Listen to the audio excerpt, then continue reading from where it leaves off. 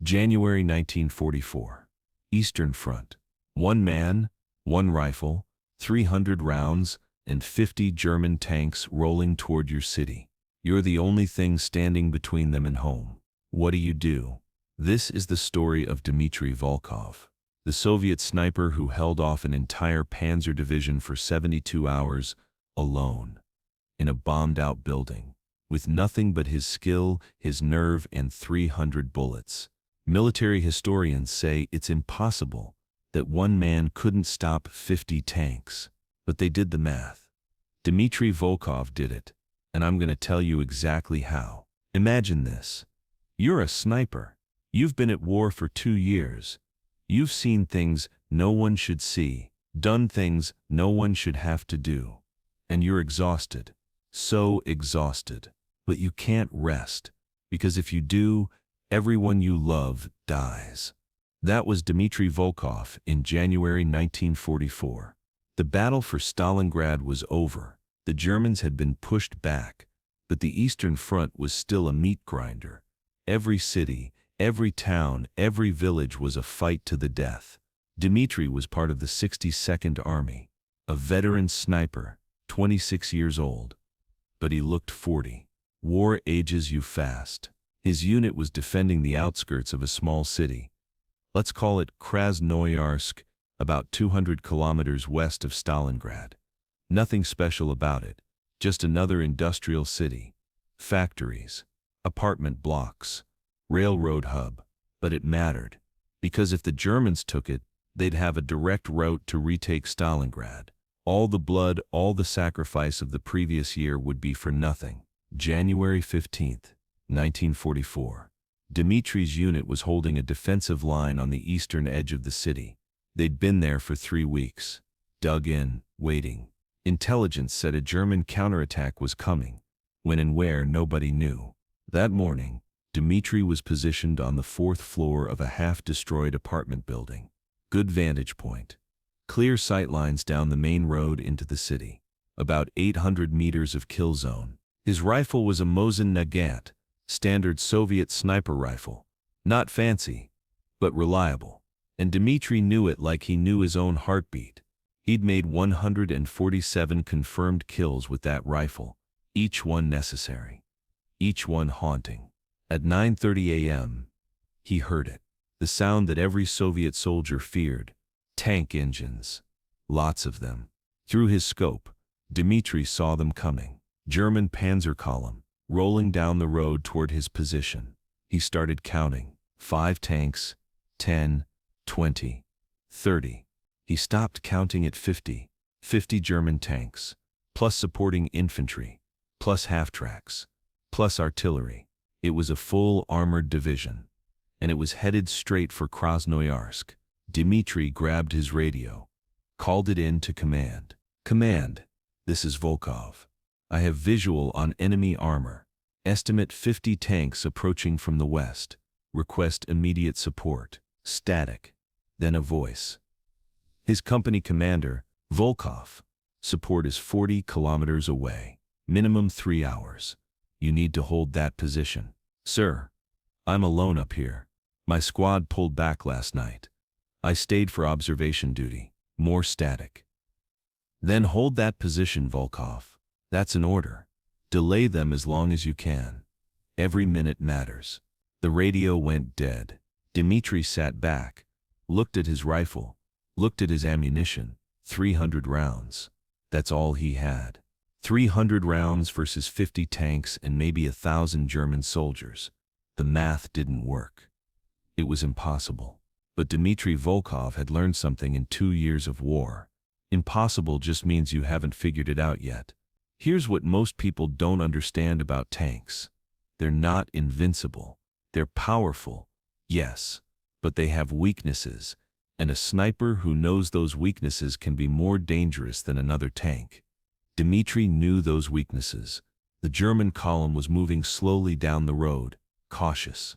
They knew Soviet forces were in the area. They were scanning buildings, looking for threats. Dimitri didn't shoot. Not yet. Because the first shot is the most important shot. It sets the tone.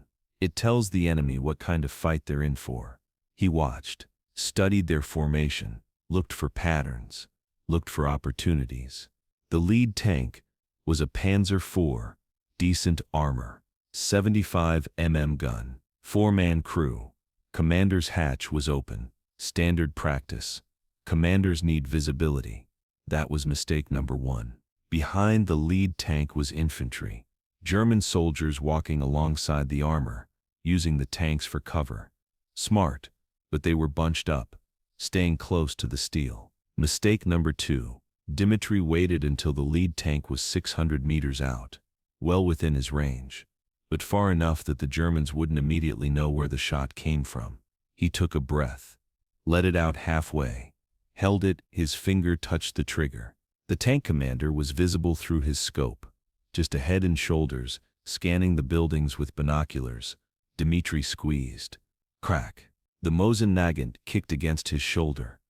The sound echoed through the empty building. Through the scope, Dimitri saw the tank commander drop, just disappeared into the hatch, dead before he knew what happened. The tank stopped.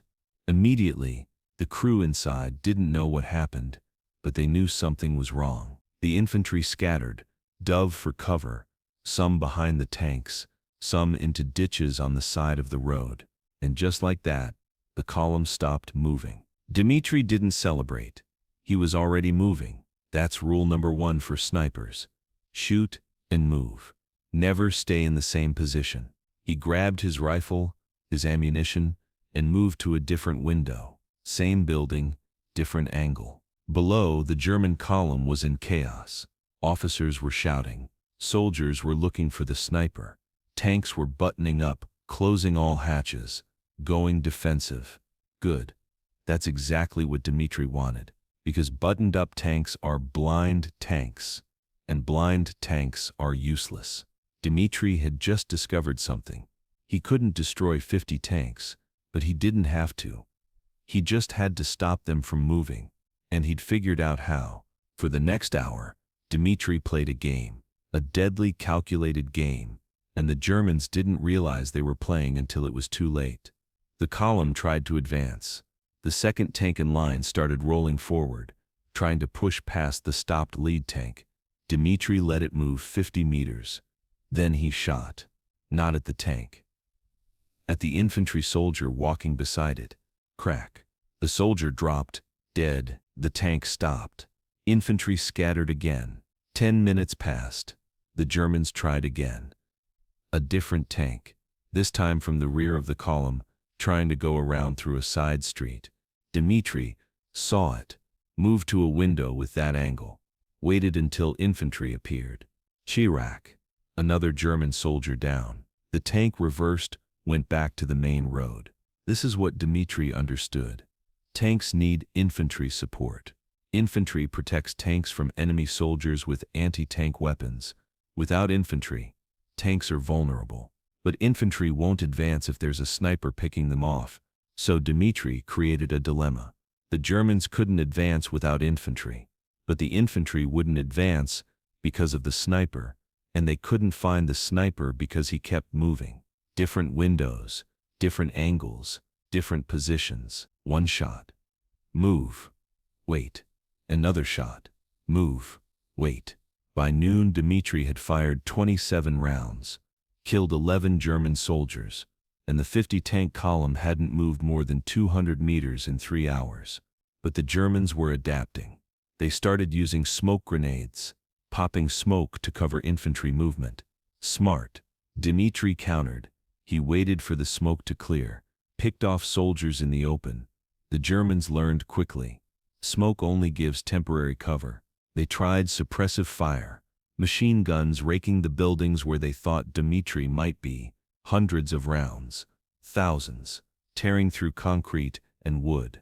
But Dimitri was never where they thought he was. He was always one position ahead, always moving. By 2 p.m., the German commander made a decision. He sent infantry to clear the buildings. If they couldn't spot the sniper from outside, they'd go in and dig him out.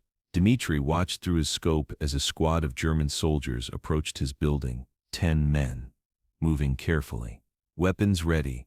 This was dangerous. Very dangerous. If they got inside, if they cleared the building, they'd find him. And one man with a rifle can't fight 10 men with submachine guns in close quarters. Dimitri had to stop them before they got inside. He picked his targets. The squad leader first, always take out the leader. Crack. The German lieutenant dropped. The squad scattered, took cover behind rubble. But they were still coming. More cautious now, but still coming. Dimitri shot again and again. 4 Germans down. 6 left. But now they knew exactly which building he was in, and they were calling for support. Dimitri heard the sound before he saw it. A tank turning. Its gun traversing, aiming at his building. They were going to blow it apart. Sometimes the best way to win is to lose strategically, and Dimitri was about to lose his building. But he'd already planned for it. The Panzer IV's gun fired. The 75 mm shell hit the 3rd floor, right below where Dimitri was positioned. The explosion was massive. Concrete and steel exploded inward. The entire floor collapsed.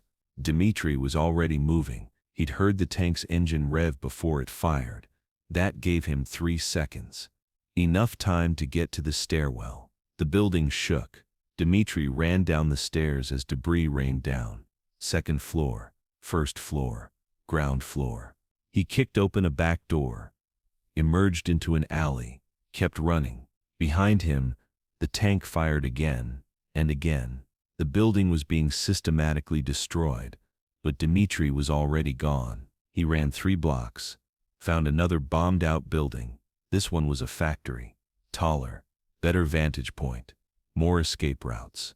He climbed to the 5th floor, set up at a window, caught his breath. Through his scope, he could see the German column. They were celebrating. Soldiers were cheering. They thought they'd killed the sniper. The building was rubble. No way anyone survived. The column started moving again. Tanks rolling forward. Infantry advancing. Dimitri waited. Let them think they'd won. Let them get comfortable. The lead tank passed the ruins of Dimitri's first position. Infantry was walking alongside, less cautious now, thinking the threat was gone.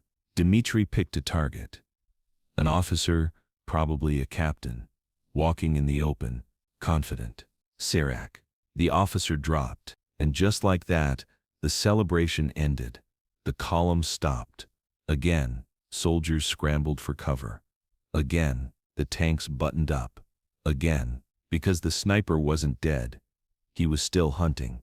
The psychological effect was devastating. The Germans had thrown everything at that building, destroyed it completely. And the sniper had just moved, like a ghost. How do you fight a ghost? For the next 4 hours, Dimitri continued his war. 1 shot at a time, 1 target at a time. Always moving, always changing position.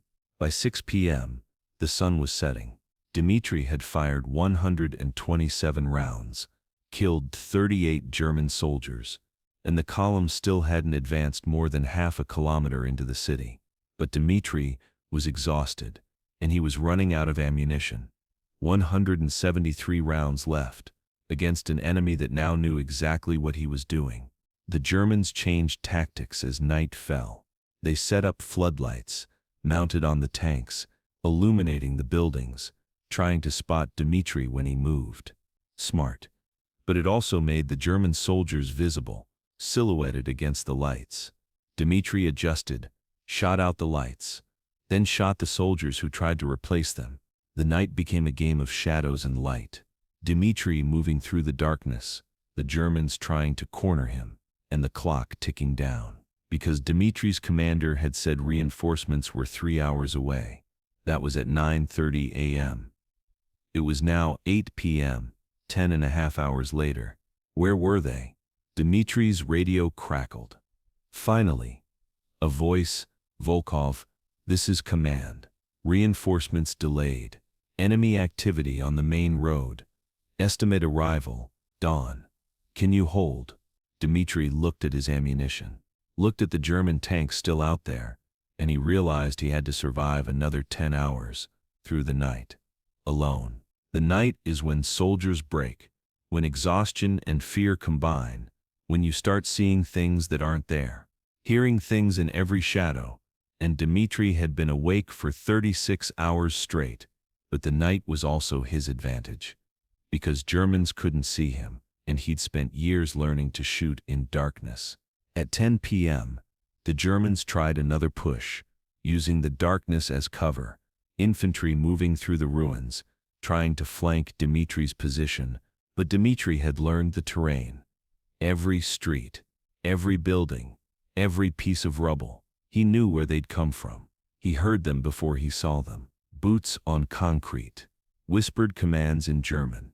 He moved to intercept. This time, he didn't use the rifle. Too loud, too obvious. He used a knife. Soviet standard issue, sharp, silent. The first German soldier never saw him coming. Dimitri emerged from a doorway. One hand over the mouth, knife between the ribs. The soldier dropped without a sound. Dimitri moved to the next one. Same technique. Quick, silent, efficient. 3 Germans down before the squad realized they were under attack. Then, chaos. Soldiers firing into the darkness, hitting nothing, hitting each other. Dimitri disappeared into the shadows. Let them panic. Let them waste ammunition. When they stopped shooting, he moved again, back to his rifle, back to windows overlooking their position. Crack, crack, crack. 3 more Germans down. The rest retreated. Fast. This happened 4 more times through the night. The Germans tried to clear buildings, find the sniper, eliminate him, and each time Dimitri outmaneuvered them, sometimes with his rifle, sometimes with his knife, sometimes just by being invisible. By 4 a.m., the Germans stopped trying. They'd lost too many men. Morale was breaking. These weren't elite troops. These were regular soldiers, and fighting a ghost for 18 hours was breaking them. Dimitri was breaking too. He was down to 41 rounds. His hands were shaking from exhaustion. His eyes were struggling to focus. He'd gone beyond tired. He was running on pure willpower. At 5:30 a.m., the sun started to rise. Dawn was coming, and with it, supposedly, Soviet reinforcements. But Dimitri couldn't see them. No dust clouds on the horizon, no engine sounds, just silence. The German column was still there. 50 tanks, maybe 600 infantry left, and they were preparing for a final push. Either crush the sniper or bypass him. Get into the city. Complete the mission. Dimitri took a position on the top floor of what used to be a church. Best vantage point he could find. 360-degree view. But also no escape. If the Germans got into the church, he was trapped. Through his scope, he watched the German commander, an Oberst, colonel, standing on top of a tank, pointing, giving orders, organizing the attack. Take out the leader, and the attack falls apart. That's basic tactics. Dimitri aimed. The range was 900 meters. Long shot, but doable. He breathed, steady, calm. Let everything else fade away. Just him and the target. His finger touched the trigger, but before he could shoot, he heard it. A sound he'd been waiting for. The sound of Soviet tank engines, coming from the east.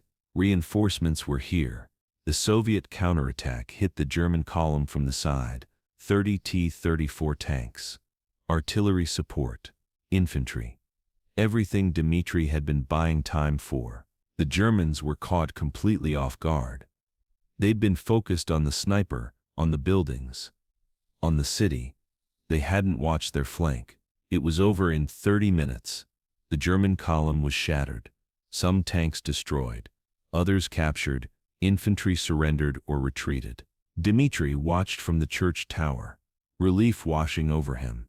He'd done it, held them for 72 hours, given reinforcements time to arrive, saved the city. He slumped against the wall, too exhausted to celebrate, too drained to even feel relief properly.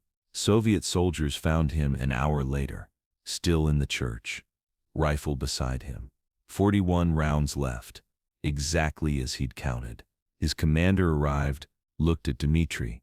looked at the battlefield, looked at the German dead scattered across 600 meters of road. How many? The commander asked. 63 confirmed kills, Dimitri said quietly.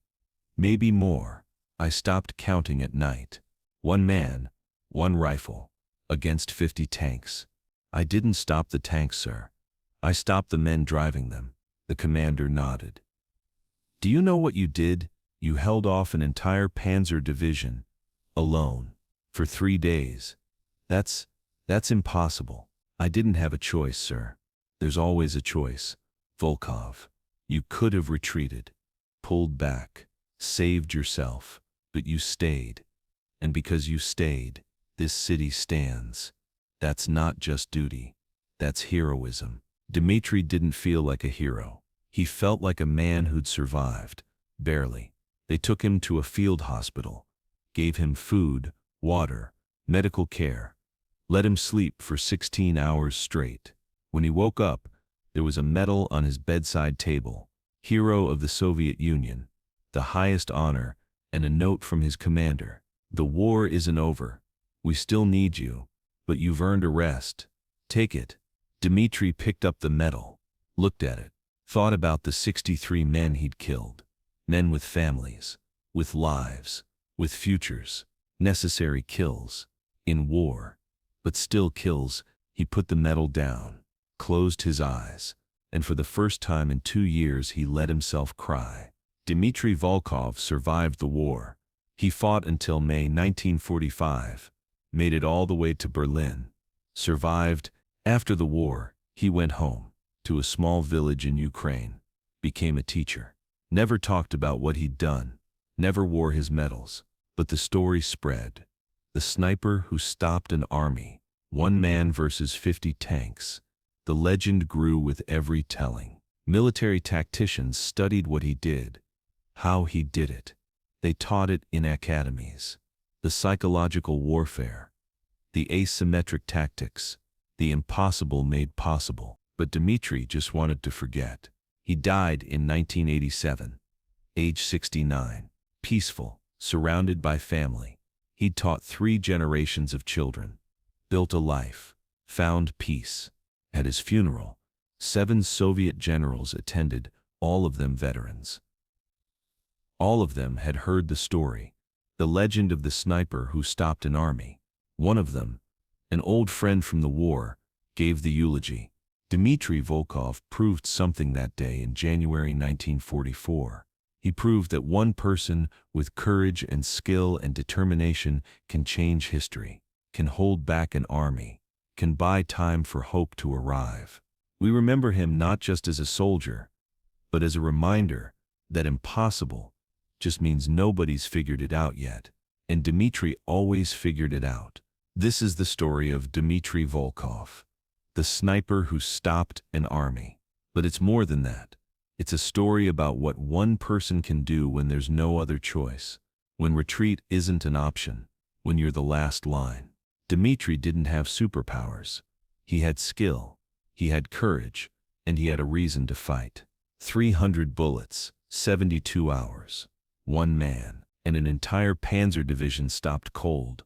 The next time someone tells you something is impossible, remember Dimitri Volkov. Remember that one person in the right place at the right time with the right will can change everything.